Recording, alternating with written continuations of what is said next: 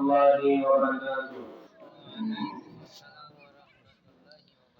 إن الحمد لله نحمده ونستعينه ونستغفره ونؤمن به ونتوكل عليه ونعوذ بالله من شرور أنفسنا ومن سيئات أعمالنا. من يهده الله فلا مضل له ومن يضلله فلا هادي له. ونشهد أن لا إله إلا الله وحده لا شريك له. ونشهد أن سيدنا وسندنا وحبيبنا ومولانا محمد صلى الله تعالى عليه وعلى آله وأصحابه وبارك وسلم. فقد قال الله تبارك وتعالى في كلامه المجيد وفي فرقانه الحميد. أعوذ بالله من الشيطان الرجيم. بسم الله الرحمن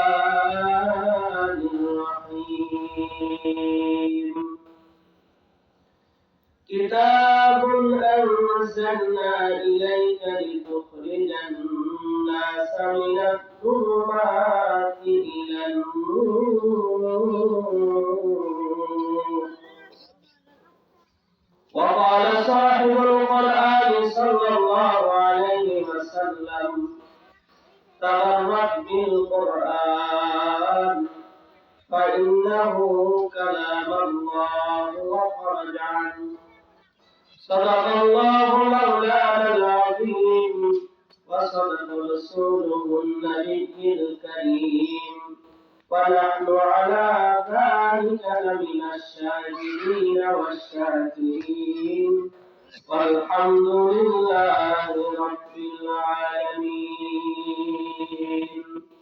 اللهم صل على محمد وعلى آل محمد كما صليت على إبراهيم وعلى آل إبراهيم إنك حميد مجيد. اللهم بارك على محمد وعلى آل محمد كما باركت على إبراهيم وعلى آل إبراهيم إنك حميد مجيد. يا رب صل وسلم دائما أبدا على حبيبك خير الخلق كلهم. وقد بلغ العلا بكماله كشف الدجى بجماله. حسنت جميع خصاله صلوا عليه وآله. توحيد की अमानत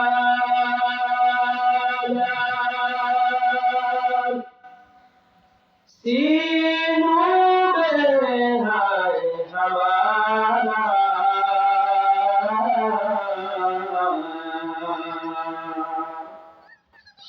आशा में नहीं मिटाना नामो निशान हमारा. बलगुना बिकमाली كشف الدجى بجماله. أسرت جميع خصاله صلوا عليه وآله. que দিলরে পাখির কণ্ঠে মিষ্টি মধুর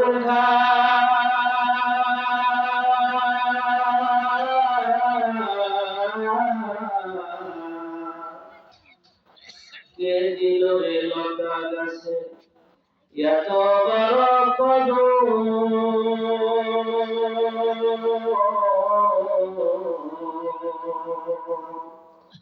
কে দিল রে শিমুল গাছে লরম লরম তুলা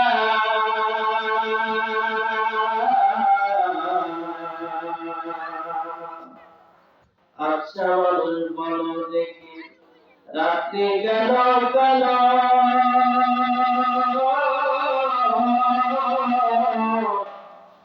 সূর্যমণি কোথা থেকে পেল এত আলো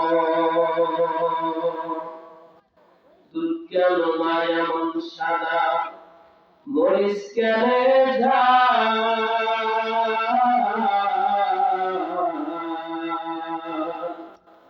আমগুলো সব বদলে পারে কেমনে হয় তারা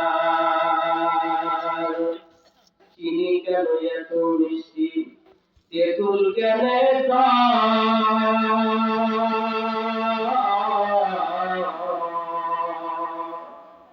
কোকিল কেন এত কালো ফর্সা কেন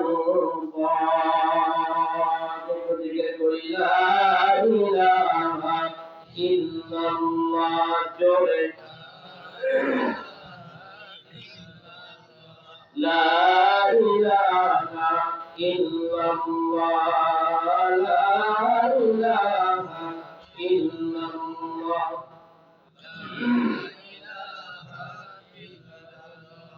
যাহার দিলে আছে আল্লাহর ভয় জিকির করে সে নিরালায় আহার নিজেরা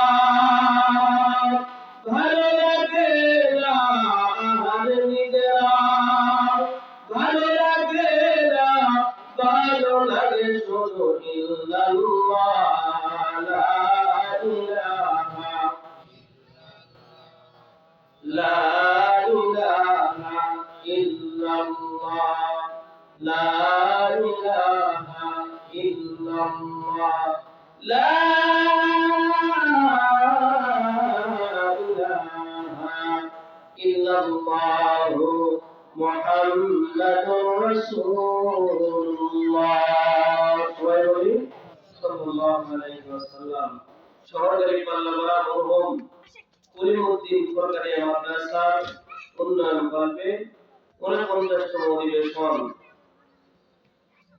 ও ইসলামের সম্মানিত শ্রদ্ধাভাজন সভাপতি সাহেব, সহসভাপতি, বিশেষ অতিথি, প্রধান বক্তা, দ্বিতীয় বক্তা সহ আমন্ত্রিত সমস্ত মেহমানদের, আমার সামনে উপবিষ্ট দিনদার প্রিয় ইসলাম প্রিয় তৌহিদি মুসলমান, পর্দার আড়ালে অবস্থানরত আমার মা ও বোনেরা, সবার প্রতি আমার সালাম। আসসালামু আলাইকুম ওয়া রাহমাতুল্লাহ। আপনারা সবাই কেমন আছেন? আলহামদুলিল্লাহ, আল্লাহ তাআলা আপনাদের দোয়ায় আমাকে ভালো রেখেছেন। তো যাই হোক, লক্ষ লক্ষ শুকরিয়া আদায় করি সেই মহান আল্লাহ তাবারক ওয়া তাআলার উপরে, যে আল্লাহ তাআলা আমাদেরকে পবিত্র রজব মাসে তৃতীয় শুক্রবারে বা জুমার দিনে এই কিছু নেককার পরহেজগার মুমিনদেরকে বাছাই করে আমি গুনাহগারের নিসবতে সুপর্দ করে দিয়েছে। আমরা সেই মহান আল্লাহ তাবারক ওয়া তাআলার দরবারে শুকরিয়া জ্ঞাপন করি। সবাই বলে আলহামদুলিল্লাহ। লক্ষ লক্ষ নমস্কার বর্ষিত সেই মহামানবের প্রতি, যে নবীকে আল্লাহ সুবহানাহু ওয়া তাআলা এই রজব মাসের 27 তারিখ দিবাগত রাত্রিতেই মহান আল্লাহর বাসায় দাওয়াত দেননি, তার হাবিবকে অনেক কিছু হাতিয়ে দিয়েছেন। আমরা সেই নবীর প্রতি দরুদ ও সালাম পাঠ করি। সবাই বলি সাল্লাল্লাহু আলাইহি ওয়াসাল্লাম। যাই হোক, আমি মনে করেছিলাম প্রথমে এসে আমি ভয় লাগেছি যে প্যান্ডেলের যে পরিস্থিতি মানুষের, তো আলহামদুলিল্লাহ এখন মোটামুটি হয়েছে। বলে তার লোক হবে না ইনশাআল্লাহ, ইনশাআল্লাহ। তো যাই হোক, আমি কোরআনুল কারীম থেকে সূরাতুল ইব্রাহিম থেকে একখানা আয়াত তেলাওয়াত করেছি। এবং নবী পাক সাল্লাল্লাহু আলাইহি ওয়াসাল্লামের অগণিত হাদিসে মোবারক থেকে একটা হাদিস তেলাওয়াত করেছি। আমি তেলাওয়াতকৃত আয়াত এবং হাদিসকে পঠিত হাদিসকে সামনে রেখে দুইটা কথা বলবো।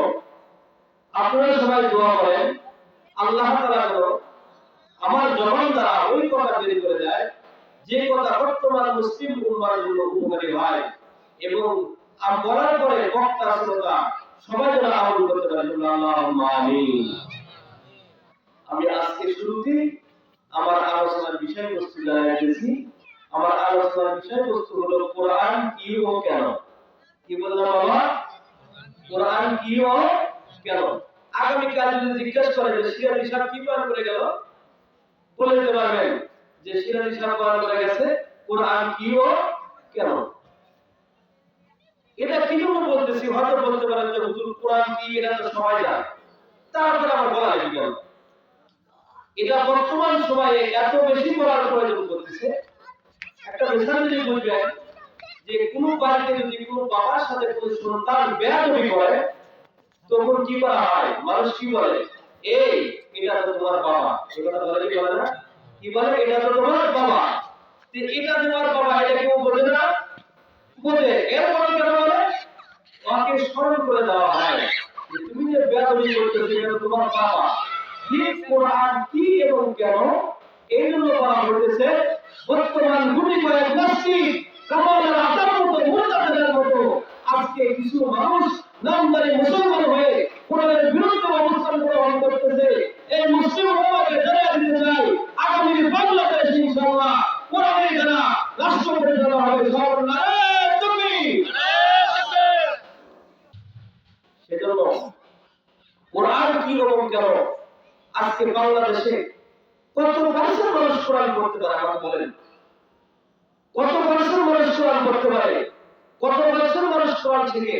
অথচ কোরআনের কারীম যদি কোনো ব্যক্তি বিশুদ্ধভাবে একবার তেলাওয়াত করে, একটা আয়াত তেলাওয়াত করে, ওই ব্যক্তির আমলনামায় প্রতিটি হরফে 70টি করে লিখে দেওয়া হয়। সুবহানাল্লাহ।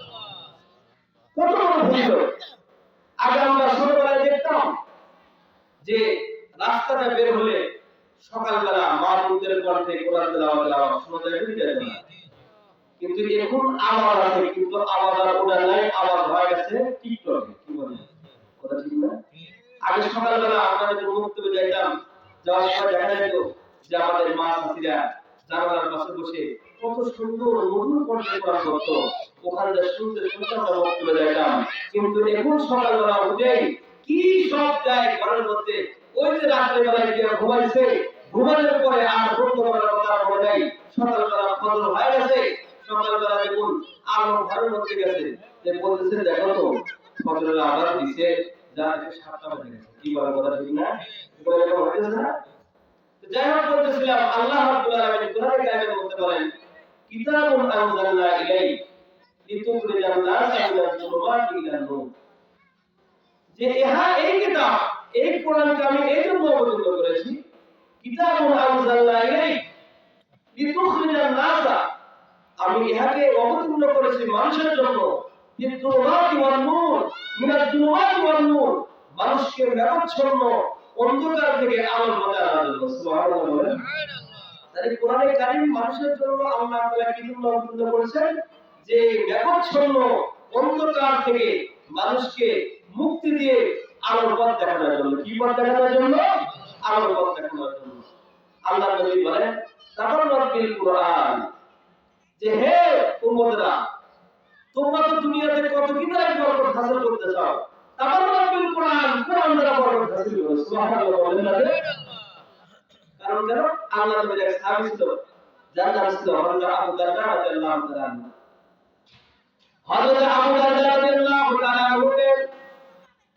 একদিন এক ব্যক্তি বলতেছে, আবু দারদা, তুমি তোমার সন্তানদেরকে তুমি দিনের কোন কাজ শেখালে না, দুনিয়ার কোন কাজ তুমি শেখালে না, তোমার সন্তানরা কি করে খাবে? হযরত আবু দারদা রাদিয়াল্লাহু তাআলা বলেন, হে ভাইজান, তুমি শুনে রাখো, আমি আমার প্রত্যেকটা সন্তানকে আমি কোরআনে কারীমের শিক্ষা দিয়ে দিয়েছি। সুবহানাল্লাহ। আল্লাহ রাব্বুল আলামিন পবিত্র কালামুল্লাহ শরীফের সুরা উম্মতে মুহাম্মাদের জন্য হাদিয়া স্বরূপ পেশ করেছেন। যে সূরার নাম বলা হয় সূরাতুল গিলা। কি বলেন? সূরাতুল গিলা। যার নাম আমরা সবাই জানি সূরাতুল ওয়াকিয়া। কি বলেন? সূরাতুল ওয়াকিয়া। আল্লাহর পয়গম্বর হাদিসের মধ্যে বলেন, যদি কোনো ব্যক্তি প্রতিদিন মাগরিবের নামাজের পরে সূরাতুল ওয়াকিয়া পড়ে ঘুমায়, ওই ব্যক্তির ঘরে কোনদিন অভাব কাজ করবে না। আরে মুসলমান, তোমরা তো কত কিছু ধরে একবার হাসিল করো। আরে মুসলমান, আল্লাহর কোরআন তো এত বড় পাওয়ারফুল একটা কিতাব, যে পাওয়ারফুল কিতাব যদি কাল কিয়ামতের ময়দানে আমার বিরুদ্ধে সাক্ষী দেয়, তাহলে আমাকে সুপারিশ করার মতো কোনো লোক থাকবে না।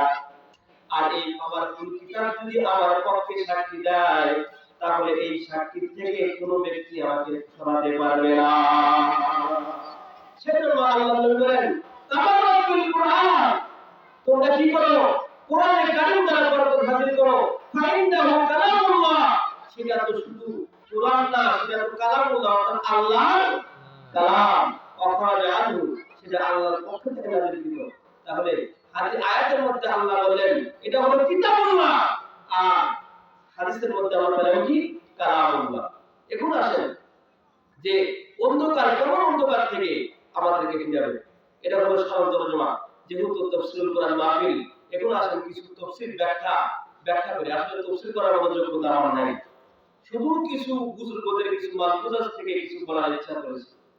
তো আমরা সাধারণভাবে একটা জিনিস বুঝি, যে আমরা যারা দুনিয়াতে বর্তমান আছি, অতীতে যারা ছিল, প্রত্যেকের অন্তরের মধ্যে একটা জিনিস আমরা জানি, সবাই বুঝি, যে এই পৃথিবীতে কোনো মানুষ যদি চলতে চায়, তার কয় প্রকার আলো দরকার হয়? বলে 3 প্রকার। কয় প্রকার? 3 প্রকার আলো দরকার হয়। একটা হলো চোখের আলো। একটা কি? চোখের আলো। যে ব্যক্তির চোখের আলো নাই, ওই ব্যক্তি যদি বলা হয় যে ভাই তুমি দেখো যে নাসির হুজুর বয়ান করতেছে, তুমি বলে যে কণ্ঠ তো ভালো লাগতেছে, কিন্তু চেহারা তো দেখতে পাচ্ছি না। ওর সামনে যদি 500 পাওয়ারের বাল্ব জ্বলে দেওয়া হয়, তুমি কবে যে না কালো কুচ্ছির অন্ধকার, আমি কিছুই বুঝতেছি না। ওর কাছে জিরো লাইটের কোনো পার্থক্য নাই। ওর চোখে কিছু দেখতে পারবে না। আর একটা হলো শুধু চোখের আলো থাকলেই সবকিছু দেখা যায় না। এগুলো একজন মানুষকে যদি এই প্যান্ডেল থেকে বের করে দিয়ে যা বলা হয়, ভাই তুমি ওদিকে যাও, যা দেখবেন কিছুক্ষণ যা হুজুরকে পরে না ছেড়ে পড়ে যাবে, কি কথা ঠিক না? তাহলে কি রাখতে হবে? বলে চোখের আলোর পাশাপাশি ওকে এরকম বৈদ্যুতিক লাইট অথবা আকাশের আলো থাকতে হবে। আকাশের আলো থাকতে হবে অথবা বৈদ্যুতিক লাইটের আলো থাকতে হবে। এটা থাকলে কি দেখতে পাবে? শুধু তাই না, এই দুটো দিয়ে সবকিছু দেখা যাবে না। আরেকটা আলো থাকতে হবে, সেটা হলো জ্ঞানের আলো। একটা কিসের আলো? জ্ঞানের আলো। যদি জ্ঞানের আলো না থাকে, তাহলে ওখানে ব্যানার লেখা আছে, যদি বলে এখন কোন বক্তা ব্যবহার করতেছে, যার জ্ঞানের আলো নাই। চোখের আলো কিন্তু একবার নয় স্পট, মানে তার শরীরে কোনো স্পটই করা নাই। এত সুন্দর স্বচ্ছ তার চোখ, যে এই চোখ দ্বারা সে সবকিছু দেখতেছে, অথচ বৈদ্যুতিক লাইটও দেওয়া আছে কত সুন্দর। এরপর যদি বলা হয় যার যে কোন বক্তা ব্যবহার করতেছে, এটাকে শিখাতে হচ্ছে নাসির হুজুর, তুমি বলবে কি জানো, তুমি বলে না, কি বলবে আমি তো বলবো না। আর চোখের আলো মানে পরিপূর্ণ, এরপরে বৈদ্যুতিক লাইটের আলো পরিপূর্ণ, কিন্তু জ্ঞানের আলো না থাকার কারণে ওই ব্যক্তি কি কোনো বক্তার নাম সে বুঝতেছে না। মুসলমান ভাই আমার, একটা মিসাল দিয়ে আমি কথার দিকে যাব। মনে করেন যে আপনাদের সহকারী পাল্লা একজন মা আছে, খুব ভাগ্যবতী মা, যাকে রক্ত গর্ভ মা বলা হয়। আমাদের দেশে রক্ত গর্ভ মা কাকে বলা হয়? যার সন্তান বিসিএস ক্যাডার হয়, যার সন্তান কি হয়েছে, খেলতে গিয়ে অলরাউন্ডার হয়েছে, তাকে রক্ত গর্ভ বলা হয়। মুসলমানদেরকে জেনে থাকা উচিত, যে সন্তানের যে মায়ের সন্তান কোরআনে কারীম 30 পারা হজ্জ করে 114টা দেশের মধ্যে ভাষ্য হয়ে বাংলাদেশের মধ্যে প্রতিযোগিতা করে ওয়ার্ল্ড বিশ্বকে চমকায় দিয়েছে, সেটাই হলো রক্ত গর্ভ মা। বলেন ঠিক কিনা? মুসলমান ভাইরা আমার, সেই রক্ত গর্ভ মা 3 সন্তান, একটা হলো ডাক্তার, একটা হলো ইঞ্জিনিয়ার, আর একটা হলো ব্যারিস্টার। 3টা শেষে আছে। আমার কথা বুঝতেছেন তো আপনারা? আমার বাসা তো সিরাজগঞ্জ, আপনার বগুড়া, বেশি দূরে না, কাছাকাছি। ছেলে এ থাকে আমেরিকা, আর ব্যারিস্টার ছেলে থাকে ঢাকা, আর ইঞ্জিনিয়ার ছেলে থাকে বগুড়া। হঠাৎ করে মা অসুস্থ হয়ে যায়। তো মা যখন অসুস্থ হয়ে গেছে, তখন ইঞ্জিনিয়ার ছেলে প্রাথমিক অবস্থায় কাহালু মেহের ডায়াগনস্টিক সেন্টারে নিয়ে গেছে। লিয়া যায় কোন রকম দেখছে কাল মারি, পরবর্তীতে বগুড়া পপুলার অথবা এমএস নিয়ে যা দেখায়া ডাক্তার ছেলে ইঞ্জিনিয়ার ছেলে ট্রিটমেন্ট যা করা লাগে সব কিছু করে মাকে কিনে দিয়েছে, ওষুধপাতি এনে দিয়েছে।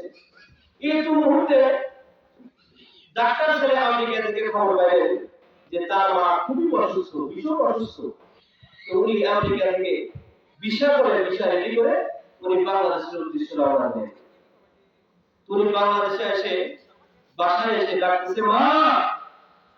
মায়ের কাছে কিন্তু রাডার আছে, মায়ের কাছে রাডার নাই। কোন ছেলের কি কন্ট্রো এটা কিন্তু মা বলতে পারে। বড় ছেলের কোন কন্ট্রো, মেজো ছেলের কোন কন্ট্রো, ছোট ছেলের কোন কন্ট্রো, এটা কিন্তু মা বলতে পারে। তো মা শুনতেছে মার কানে আওয়াজ, যেটা ব্যারিস্টারের আওয়াজ না, এটা ডাক্তার, এটা ইঞ্জিনিয়ারের আওয়াজ না, এটা আমার ডাক্তার ছেলের আওয়াজ। মা আস্তে আস্তে করে গিয়ে গেট খুলে দিলেন। যারা বলতেছে মা তুমি নাকি অসুস্থ শুনলাম। তো বলতেছে বাবা হ্যাঁ আমি অসুস্থ বলে, তবে কিন্তু আলহামদুলিল্লাহ আমি সুস্থ। তো বলতেছে মা তুমি ঘরে চলো। যখন ঘরে গেছে, ঘরে যাওয়ার পর বলছে মা দেখি তোমাকে কি কি মেডিসিন দিয়েছিল।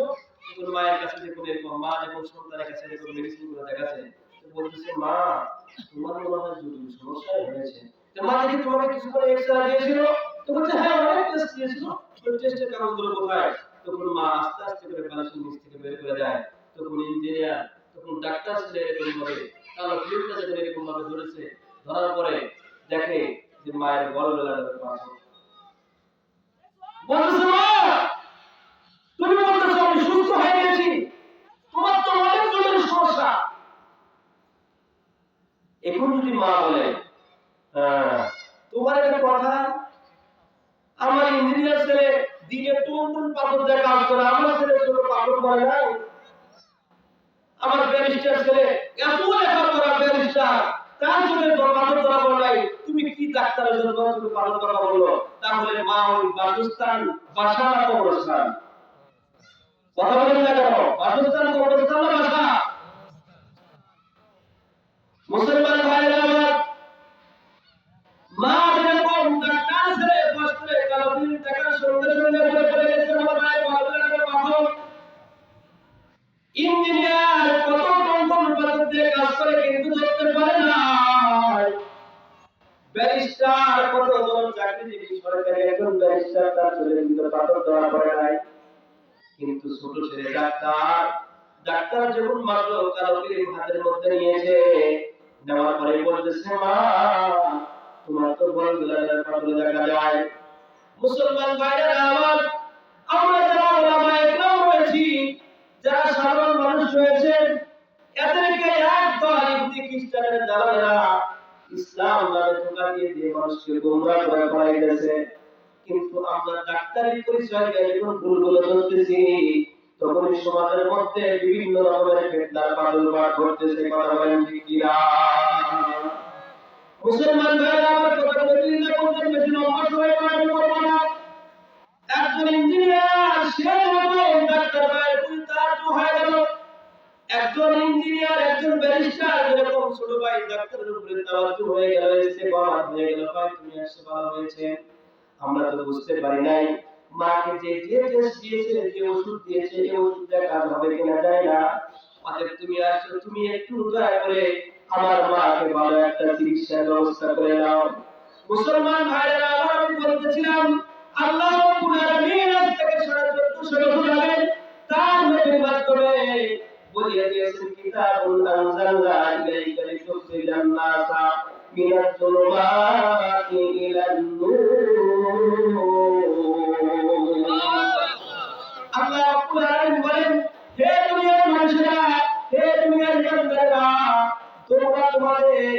তোমরা কি করো? কোরআন কারীম না, তোমাদেরকে আমি এই জন্য কোরআন কারীম অবতীর্ণ করেছি তোমরা যেন কি করতে পারো? আলোর দিশা দিয়া তোমরা কোনরাহি মেঘচ্ছন্ন অন্ধকার থেকে তোমরা আলোর পথে আসতে পারো।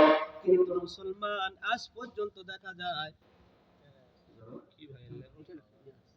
কিন্তু মুসলমান আজ পর্যন্ত দেখা যায় বাংলাদেশের কত পার্সেন্ট মানুষ ইসলামের কোরআনে কারিমে তেলাওয়াত করেন? মুসলমান ভাইরা আমার, আজ শুধু নয়, আজ থেকে বেশ কয়েক বছর আগে আমরা দেখেছি মানুষ সকালবেলায় মানুষগুলো কি করতেন?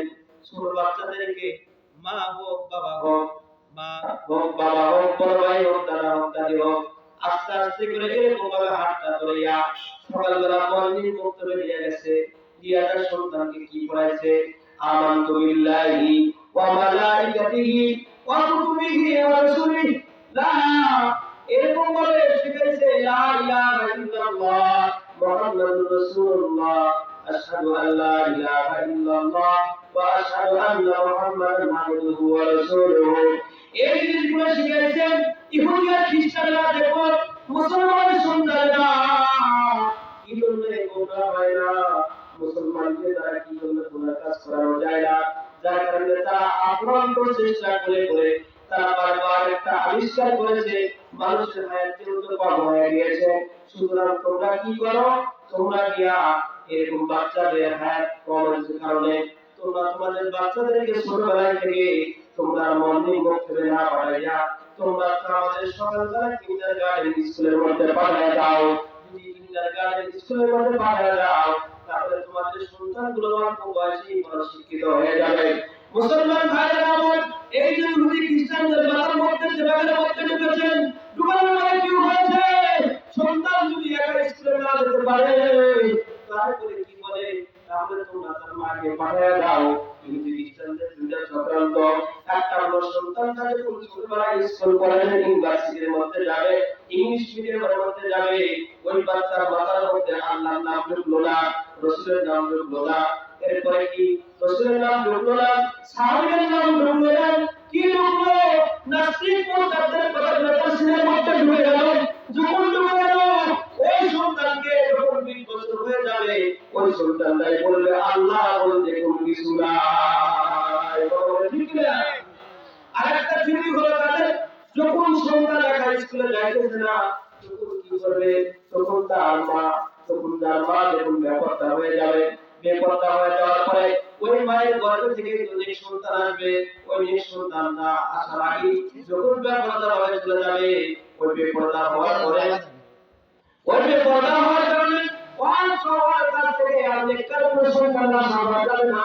যখন সে বেপরদা হয়ে চলবে, তখন ওর মধ্যে থেকে আসবে নাস্তিক আর মুরতাদের মতো সন্তান। মুসলমান ভাইরা আমার,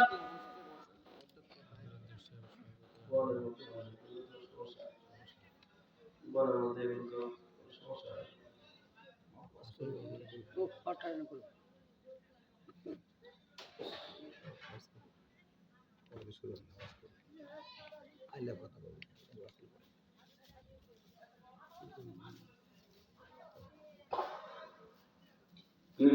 ভাইরা, আপনাদের মাঝে আপনাদের উদার মেহমান আল্লাহ উপস্থিত হয়েছেন। আপনারা সবাই মঞ্চে এসে বসে পড়েন।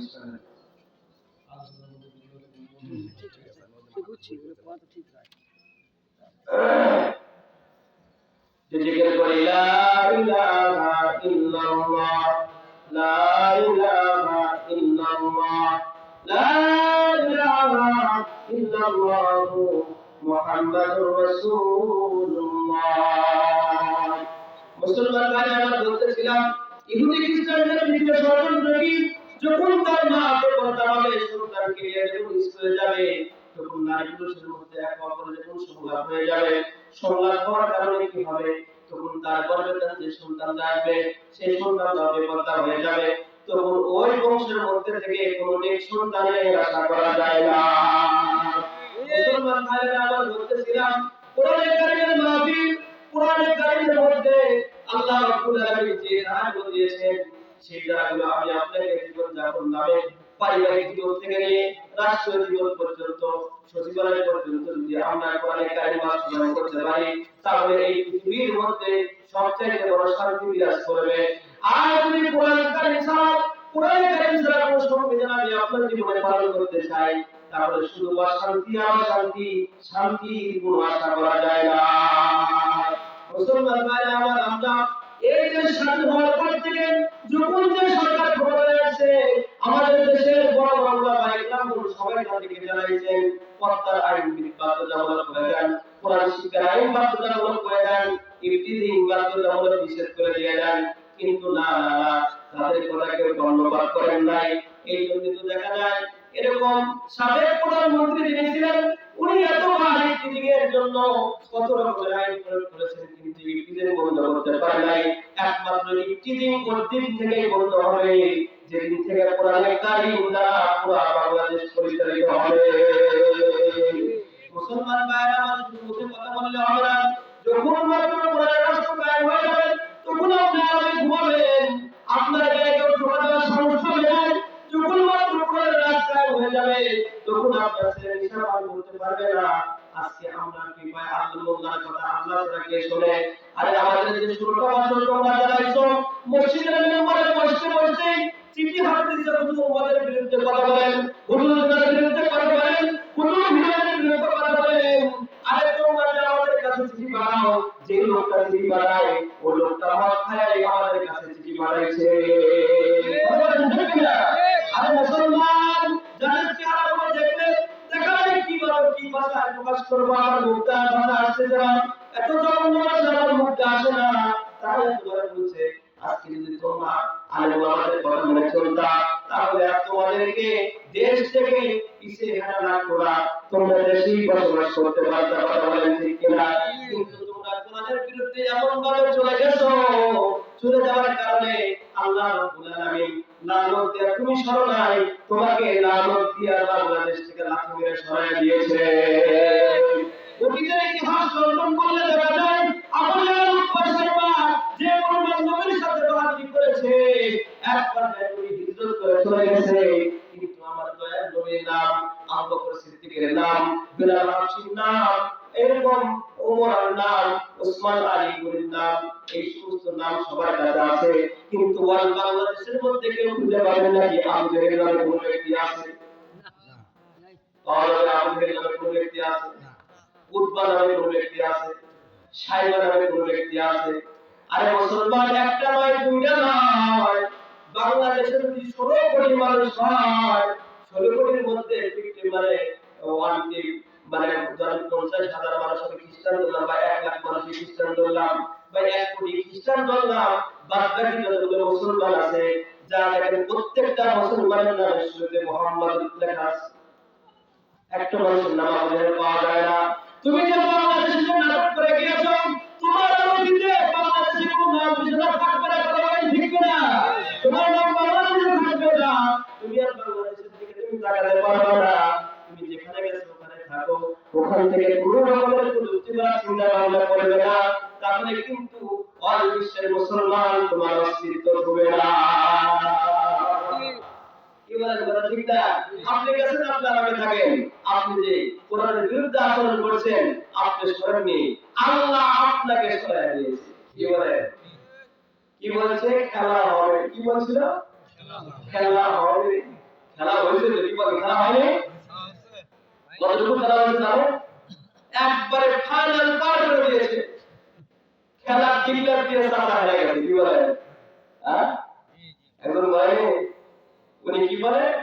পড়াবো না, পড়াবো না, দরকার হলে নিজের বকুলের বাসায় গিয়ে থাকবো।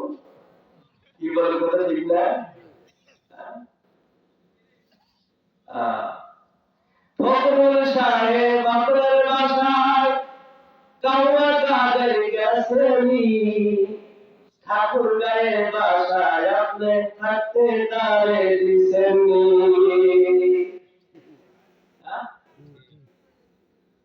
মুসলমান ভাইরা আমার, যে জাতি যত বেড়ে যায়, সে জাতিকে আল্লাহ তাআলা তত অন্য জিনিস দ্বারা তাদেরকে ধ্বংস করিয়া দেয়। আলোচনা ওইদিকে যাব না। আমি যে বলতেছিলাম কোরআনে কারীম কি ও কেন?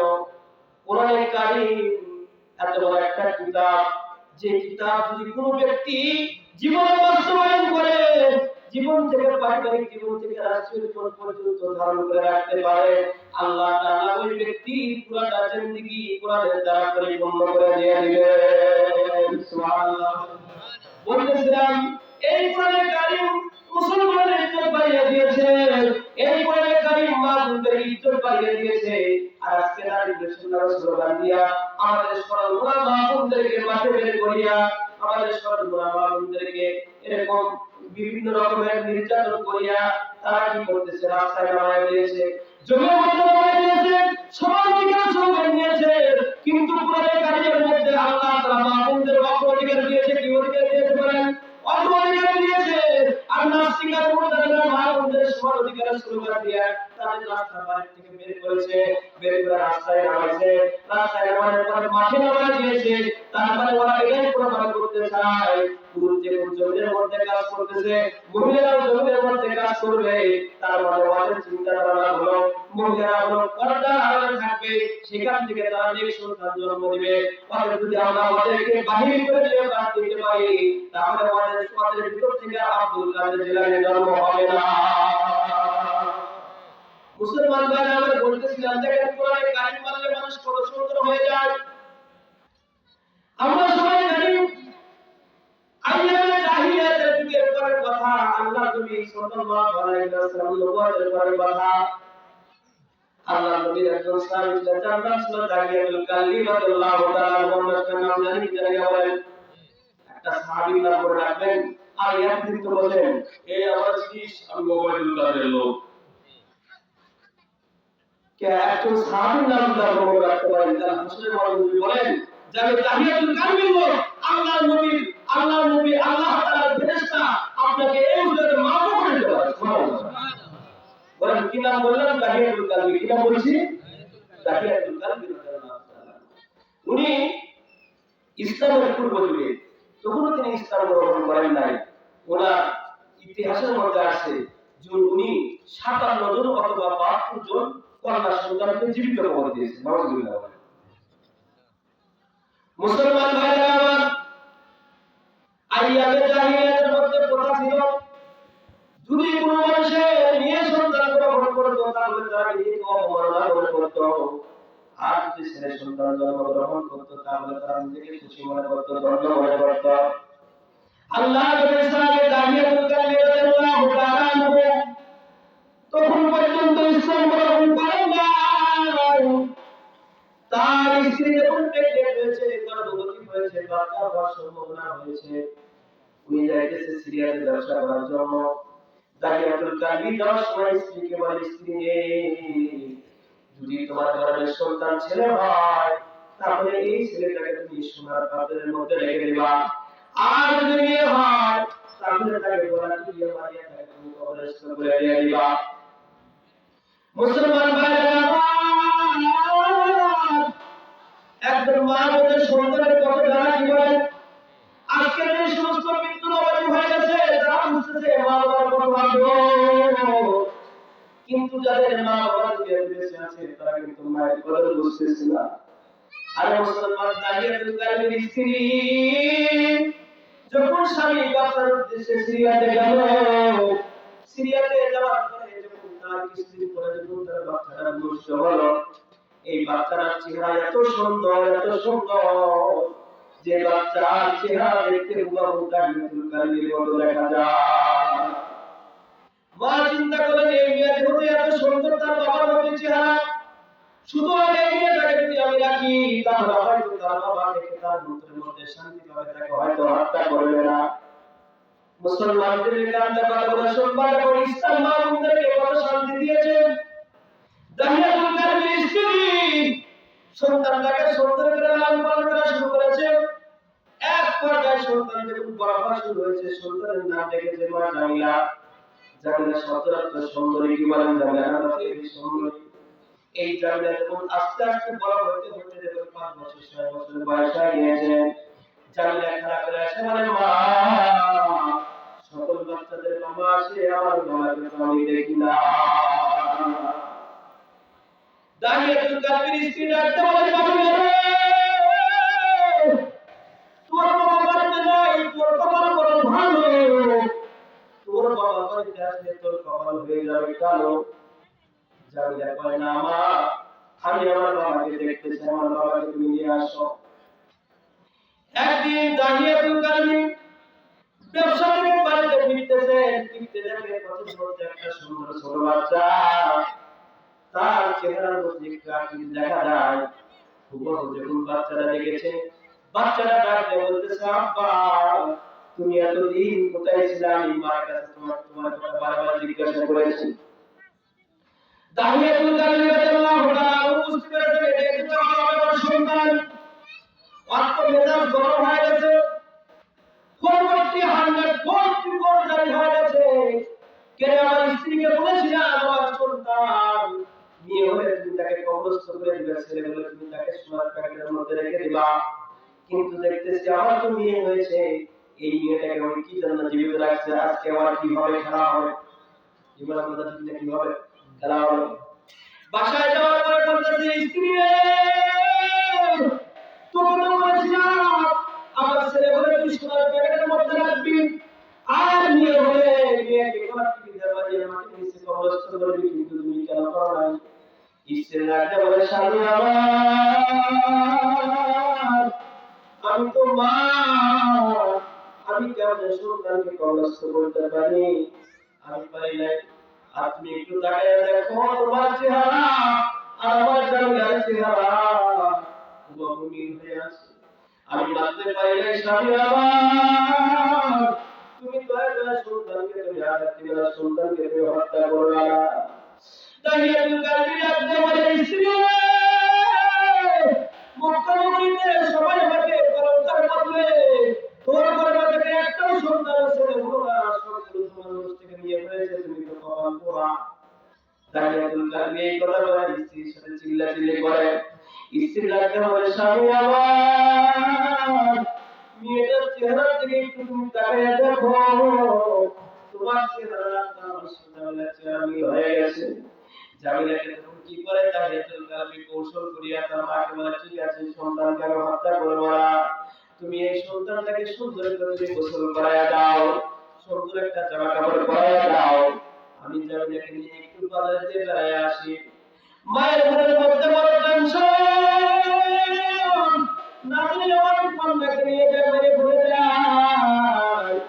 জামিলাকে গোসল করায় আর মা দুই চোখ দিয়ে সুন্দরের চেহারার দিকে তাকায়, আর না জানে হয়তো দেখা হবে কি হবে না জানা যায় না।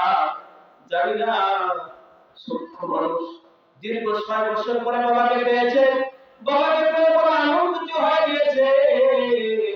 জামিলা তাই মা আমাকে তাড়াতাড়ি করে কাপড় পরায় দাও, আমার বাবা আমার জন্য অপেক্ষা করতেছে। জামিলাকে দেখুন কাঁধে উঠাইয়া বাবা আদর করতে করতে মরুভূমির পথের দিকে রওনা হয়ে যায়। মা ডাকতে বলে স্বামী আমার জামিলাকে জবাব দেন হত্যা করবেন না। জামিলার মা দুই চোখে পানি মুছতেছে আর কাঁদতেছে। ও পাতারের মা, তুমি একটু নির্দেশ শোনো, দেখো ইসলাম তোমাদেরকে কত সুন্দর সম্মান দিয়েছে। ও যুবক ভাইরা, তোমাদের যাদের একাধিক নিয়ে হয়েছে তোমরা মন খারাপ করবে না। দেখো তোমাদের জন্য আল্লাহ নবী কি হাদিস বর্ণনা করে গিয়েছে। জামিলার বাবা যখন জামিলাকে নিয়ে যায় মরুভূমির প্রান্তরে নিয়ে যাওয়ার পরে জামিলাকে নামায় দিয়া জামিলার বাবা বলতেছে মা তুমি ওদিকে যাও, তুমি খেলা করো। যখন জামিলা খেলাধুলা করতে যায়, জামিলার বাবা দাহিয়াতুল কালবি একটা বেলচা হাতে দিয়েছে।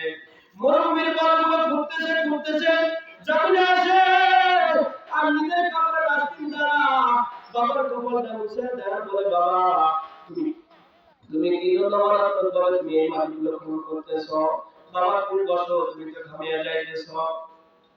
মুসলমান ভাইরা আমার, বাবাকে যখন বারবার করে বুঝাতে যায় কিন্তু শোনে না। এক পর্যায়ে যখন গর্ত যখন খুন করা শেষ হয়ে গেল, গর্ত শেষ হওয়ার পরে জামিলাকে তার বাপ ডাকতে বলে জামিলা তুমি আসো, তুমি এদিকে আসো। যখন জামিলা বাবার কাছে এসে বলতেছে আব্বু আপনি কি বলেন, বলে মা দেখো তো এটা কত সুন্দর হয়েছে। যখন মাত্র বলছে কত সুন্দর হয়েছে, যখন নিচের দিকে তাকাইছে নিষ্ঠুর ভাষা দাহিয়াতুল কালবি উপর থেকে ধাক্কা দিয়ে মেয়েটাকে গর্তের মধ্যে পড়াইয়া দিল। মেয়েটা গর্তের মধ্যে থেকে কাঁদতে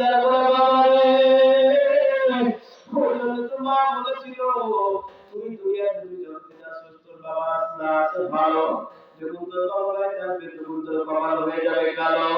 ও বাবা রে, তুমি আমাকে মাটির মধ্যে থেকে উঠাও, আমি তোমার বাড়িতে থাকবো না, আমি তোমার নাম সমাজের মধ্যে বলবো না, তোমার পরিচয় দেব না, তুমি আমাকে এরকম ভাবে জীবিত তুমি কবরে দিও না। জামিলা বারবার করে কান্দে, কিন্তু তার কপালে, তার কিন্তু অন্তরের মধ্যে জোশ করে গেছে, তার অন্তরটা কঠোর হয়ে গেছে। তাড়াতাড়ি করে মাটি দিয়ে, মাটি যখন দেওয়া শেষ হয়ে গেছে, ছোট বাচ্চা মাটির মধ্যে থেকে কাঁদতেছে আর কাঁদতেছে। দাহিয়াতুল কালবির অন্তরের মধ্যে ব্যথা শুরু হয়ে গেছে। আমি কি কাজ করলাম, আমি কি জঘন্য কাজ করলাম, আজকে আমার কলিজার টুকরা সন্তান, এত সুন্দর সন্তান জামিলা, সেই জামিলাকে আমি মাটির মধ্যে কেমনে নিষ্ঠুর হয়ে কবরস্থ করে দিলাম। আমার মেয়ে তো আমার জন্য কত কাঁদতেছে, আমি কি করলাম। উনি পেরেশান হয়ে গিয়েছে, উনি আর বাড়িতে ফিরে নাই, উনি গিয়েছে দয়ার সাগর রহমাতুল লিল আলামিনের দরবারে চলে গেছে। নবী আলাইহিস সালামের কাছে গিয়ে ডাকতে বলে, ইয়া রাসূলুল্লাহ, ইয়া হাবিবাল্লাহ, আমি এমন একটা জঘন্য কাজ করেছি যে কাজগুলো কোনো মানুষ করে নাই, আমি এই কাজটা করেছি, আপনি দয়া করে বলেন আমার গুনাহ আল্লাহ তাআলা মাফ করবেন কিনা।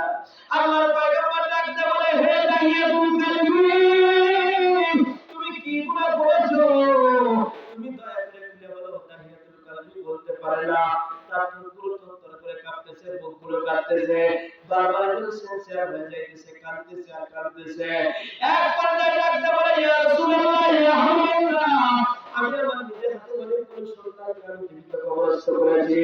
এক পর্যায়ে আমি নিশ্চিত যে বাচ্চাটাকে কবরস্থ করে আসলাম, আমার নামের ছাড়ে আমার সন্তানটা এত সুন্দর, তার নাম তার মা রেখেছিল জামিলা, এত সুন্দর তার চেহারা, সেই চেহারা সুন্দর মেয়েটাকে আমি নিষ্ঠুর পাথরের মতো তাকে আমি কবরস্থ করে রেখে আছি।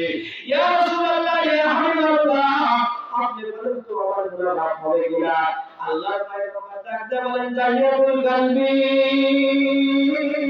তুমি যে গুনাহ করেছো, তুমি আল্লাহর কাছে আল্লাহ তাআলা তোমাকে মাফ করে দিতে পারে।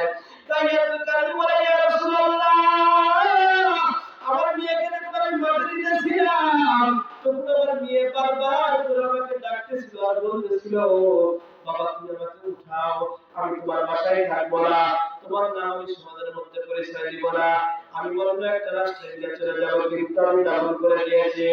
আল্লাহ তাআলা সঙ্গে সঙ্গে নবীর উপরে আয়াত নাযিল করে দেন, ইয়া আমার হাবিব, আপনি বলে যান আজ থেকে কন্যা সন্তানদেরকে জীবিত দাফন দেওয়া হারাম। আল্লাহ তাআলা আয়াত নাযিল করে দিয়েছেন, ওয়াইদা বুশিরা আহাদাকুম, এরকম একটা আয়াতে কারিমা অবতীর্ণ করে দিয়েছে, আজকে কন্যা সন্তানদেরকে জীবন দেওয়া হারাম। এই ঘোষণা যখন দিয়ে দিল, আল্লাহর পয়গম্বর বলেন, হে মক্কাবাসীরা, তোমরা শোনো, যদি তোমাদের ঘরে যদি একটা কন্যা সন্তান হয়, তোমার জন্য একটা জান্নাত, তোমার ঘরে যদি দুইটা মেয়ে হয়, তোমার জন্য কয়টা জান্নাত? দুইটা জান্নাত। তোমার যদি তিনটা মেয়ে হয়, তোমার জন্য তিনটা জান্নাত। আল্লাহর পয়গম্বর বলেন, আমিও চার কন্যা বাবা। আল্লাহু আকবার বলেন। আর মুসলমান, আল্লাহর পয়গম্বর সুন্দর হাদিসের মধ্যে বলেছেন, হাদিসের ইবারত করার মতো সময় নাই, শুধুমাত্র ওয়াক্তটা আপনাদের সামনে আমি বলে যাই। আল্লাহর পয়গম্বর বলেন, যদি কোনো ব্যক্তির ঘরে একটা নেককার সন্তান আসে আর এই মেয়ে সন্তান আসে, এই মেয়ে সন্তানটাকে যদি সে কোন রকম কোরআন কারিমের দিন শিখাইয়া, কোরআন কারিম শিক্ষা দিয়া নেককার একটা স্বামীর হাতে তুলে যায়, ওই ব্যক্তি আর আমি জান্নাতে এরকম থাকবো, পাশাপাশি থাকবো। কত দূরে হবে বলেন? পাশাপাশি। তার মানে এই দুনিয়ার মধ্যে কি ভাগ আছে বলেন? কোন ভাগ নেই, সামান্য একটু ভাগ। তাহলে যে ব্যক্তি একটা কন্যা হবে, একটা কন্যাকে দিন শিখে ভালো মধ্যস্থ করবে, তাহলে কি তার কন্যার সাথে আল্লাহ নবী জান্নাতে কোথায় থাকবেন? পাশাপাশি থাকবেন। তাহলে বলেন, কন্যা সন্তান যদি আসে, আমরা মন খারাপ করবো না, খুশি হবো বলেন? বলেন, খুশি হবো না, মন খারাপ করবো? কারা কারা খুশি? তুমি হাত তুলে আল্লাহকে দেখায়,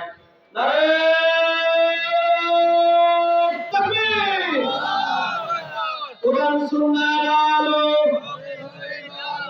কোরআন সুন্নাহর আলো,